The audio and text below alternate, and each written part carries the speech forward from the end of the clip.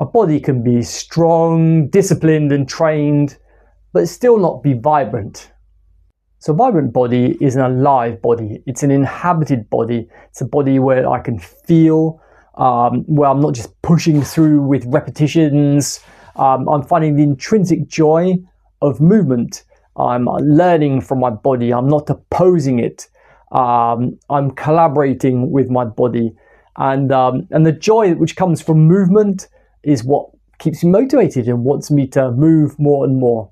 So if you're the kind of person that has already had his New Year's resolutions and said, yeah, I want to be healthy next year, I want to work on my wellness, and you find you're failing, it's probably not because, it's probably because you need to be more intrinsically motivated, right?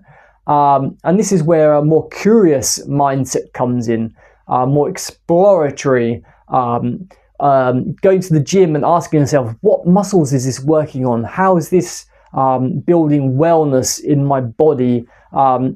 Feeling down, listening to the lungs as we're moving, to the heat which moves through the body, just not just grinding it through. We can work hard, but we're more in tuned with the body, and the more in tuned with the body we are, the more it becomes awake and the more it becomes alive. And this is where real health lies.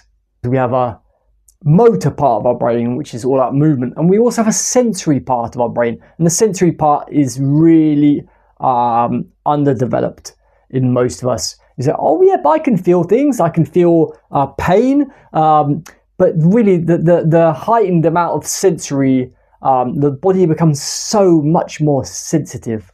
You can really feel a lot more around you. And you can even try this now, you know, because we're sitting down, we're doing an awareness practice. You can feel the space around you. And this is what we mean by sensory. You can feel the front part, the behind you. You have awareness behind you, awareness of your sides and up and down. I'm just going to do a couple of movements together. So we're going to raise our arms into the air like this. But as we have the arms in the air, we also have our legs down below us. So we have this sort of polarizing. But so I'm not just going one direction. I have my arms up and I have my legs down. You can't see my legs, but you can feel your own legs, right? And this is the only thing about a video, is the invitation is to come back into your body, not just watch what I'm doing here, but come really back into your body. So just do this very very gentle side bend here. And if you're used to running, this might seem like hardly anything, but we're just going to breathe here. Breathe in your side. Just finding some air, some space, and on the other side. So just feeling the air.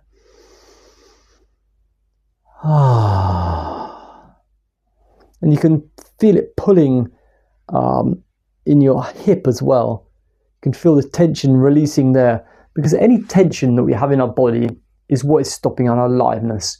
And when we're training in a very muscular way, and we need to train in a muscular way as we get older, 45 plus, we need to do some weights to activate the brains. It sends a signal to the brain that the body is needed, and so it keeps the strength there. Otherwise, it starts to deteriorate a little bit.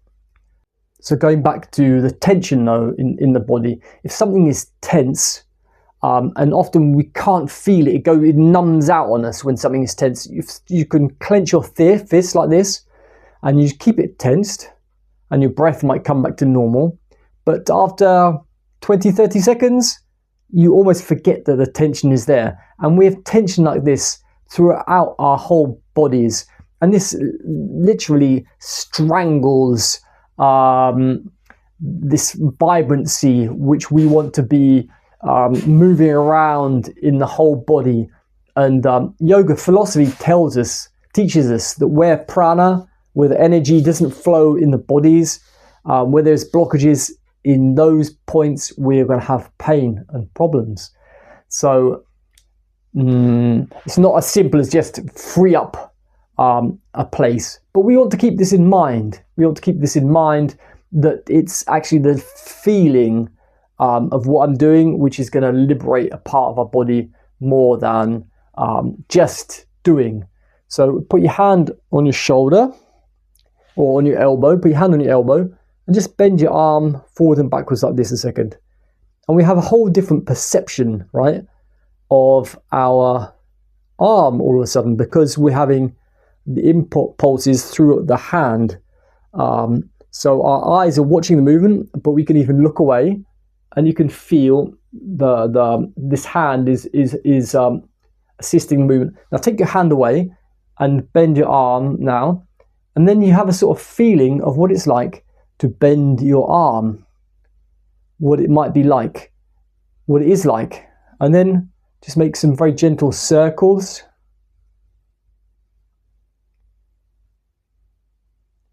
With the other arm as well, so we get both our arms going at the same time, so a little bit of coordination going on there.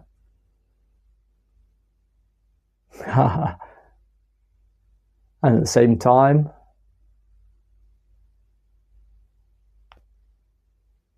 so it's going to open. You know, this is a typical thing we might see down in the gym, right? But like, feel all the little tiny muscles that are moving as we're doing this. It's very interesting. As I come forward, the chest muscles move in, shoulders. As I come back, I can feel my back muscles. Can you feel that? So really, we're going to breathe into it now. So we breathe in and breathe out. Breathe in and breathe out. Breathe in and breathe out. So it doesn't take much to start to reactivating the sensory part of our body. Now we're going to go for a walk. So when we go out for a walk, we don't just want to go out for a walk just for fitness.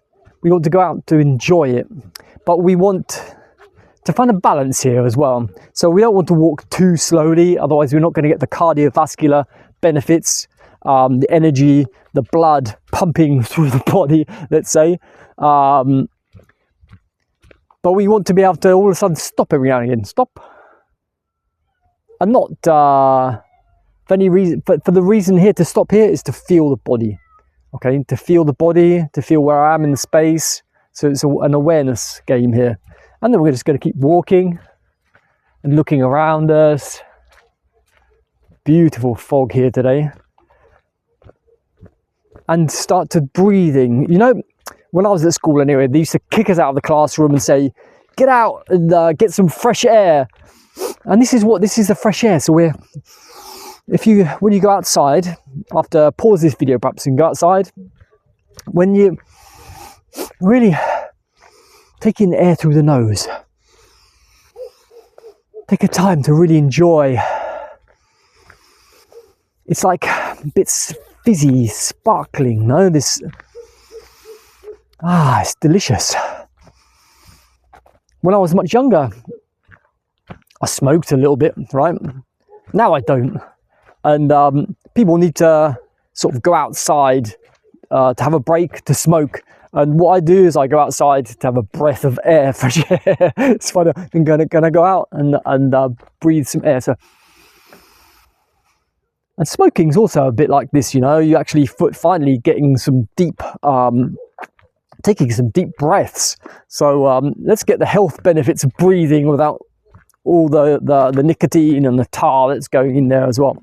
If you're smoking, then take it easy on yourself. It's not an easy thing to stop all of a sudden, but that's a whole other chapter, right? But anyway, if we start to enjoy our breathing, it's so nice just to breathe. And breathing is really key to our vibrancy. So if you've come this far in this video so far, then this is really the key part of it, this breathing to our vibrancy. So it's, if we go to a gym, it's a little bit forced, you know, it's like pushing and pulling. That's all cool. I love it. It's fun. But this is a different kind of work, this vibrancy. It's filling your whole body with this breath. And then loosening, relaxing your face, feeling this tingling feeling that's waking up in your whole body. So anyway, this is all I had to say today about vibrancy. There's a lot more to say about it, and how it's connected to a playful mindset, how it's connected to a loving heart, to a joyful mind. This is my definition of wellness, which is the definition of walking along a playful path, you know, where life itself becomes the playful path. And yeah, we see it as a game, and we decide we're going to play it. We're going to play this game of life. And I have a 10-part email series that I've put together, and every day it has like a little nuggets about wellness, about how I see wellness. It's not just how I see it, but it's a combination of all the things I've studied, with playfulness in there, with the curiosity. And so yeah, when we come back to intrinsic enjoyment, and that means that something is pleasurable through doing it, right? Then we're going to do it more, right? It makes total sense. So if you want to follow through and do all these actions that will actually give us a huge benefit to them, we have to want to enjoy them. And we can enjoy even things that are difficult, eh? Of course. Don't you enjoy challenges yourself? Of course you do. Anyway, that's for me, all for me. And yeah, I'd love to know how this video landed with you. And have an amazing day. And catch you again soon.